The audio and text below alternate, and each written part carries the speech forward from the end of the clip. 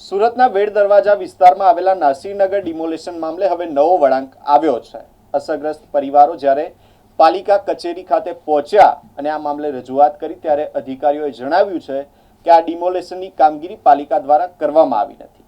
ત્યારે હવે સવાલ એ થઈ રહ્યો છે કે આ ડિમોલેશનની કામગીરી પાલિકા દ્વારા કરવામાં આવી નથી તો આ ડિમોલેશન કોણે કર્યું છે? સ્થાનિકોના જણાવ્યા મુજબ ડિમોલેશન સમયે ખાકી વર્દીમાં પોલીસ જવાનો તૈનાત હતા, જ્યારે પાલિકાના કોઈ અધિકારી કર્મચારી હાજર ન હોવાનું જણાવાયું છે।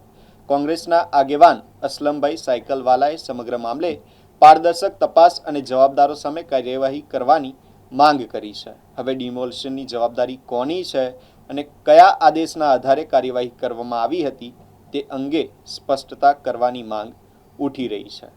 નગર વસાહત જે છે છેલ્લા 60 વર્ષથી સ્થળ પર છે।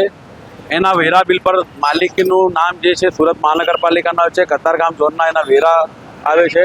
કતારગામ ઝોન દ્વારા ત્યાં વર્ષોથી પ્રાથમિક સુવિધાનું કામ થાય છે અને જ્યારે શનિવારે 30/5/2026 અને 1/6/2026 ત્યાં ડિમોલિશનની કાર્યવાહી થઈ, એક જ ઝાટકે ગરીબોને કોઈપણ પ્રકારની નોટિસ આપ્યા વગર ઘર વિહોણા કરવામાં આવ્યા। એટલે સુરત શહેર કોંગ્રેસના પ્રમુખ વિપુલભાઈ ઉધનાવાલાના નેતૃત્વ હેઠળ ગઈકાલે અમે સુરત મહાનગરપાલિકાના ઉચ્ચ અધિકારીઓને મળીને રજૂઆત કરી ત્યારે એમનો અમારે પ્રત્યુત્તર સાંભળીને અમે આશ્ચર્યચકિત થઈ ગયા કે એમને અમને જવાબ આપ્યો કે આ ડિમોલિશન સુરત મહાનગરપાલિકા નથી કર્યું કે સુરત મહાનગરપાલિકાને ખબર જ નથી। અફસોસ એ વાતનો છે કે આ રાજની અંદર કોઈ એ માની લો કે ખાનગી વ્યક્તિ પણ એનું ડિમોલિશન કરાવ્યું હોય તો પોલીસનો પૂરતો બંદોબસ્ત હતો, આખી એસઓજીની ટીમ ત્યાં હાજર હતી, ડીસીપી કક્ષાના અધિકારીઓ સહિત, તો પોલીસ આ તો કેમ બની? અને જે બિલ્ડરનો બાજુમાં પ્રોજેક્ટ છે એ ભારતીય જનતા પાર્ટીનો ધંધાની બિલ્ડર છે। એના આર્થિક લાભ માટે આજે 100 મુસ્લિમ પરિવારોને ઘર વિહોણા કરી દીધા છે।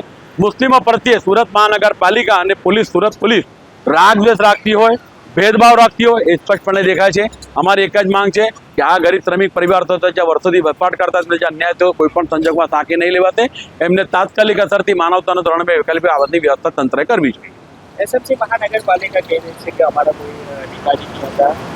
સુરત મહાનગરપાલિકાના અધિકારીઓ સાવ સફેદ જૂઠ બોલી રહ્યા છે, કારણ કે જેમ એસઓજી પોલીસ બીજી પોલીસ હાજર હતી એમ સુરત મહાનગરપાલિકા સેન્ટ્રલ ઝોનના ડેપ્યુટી ઇજનેર, આસિસ્ટન્ટ ઇજનેર, જુનિયર ઇજનેર, ટેકનિકલ આસિસ્ટન્ટ, સુપરવાઇઝરથી માંડીને બીજી મહિલા અધિકારીઓ પણ કર્મચારી પણ ત્યાં હાજર હતા અને પૂરતો સમય આપીને દરેક ઘરોને એ લોકોને ટાર્ગેટ કરીને ડિમોલિશન કરવામાં આવ્યા છે।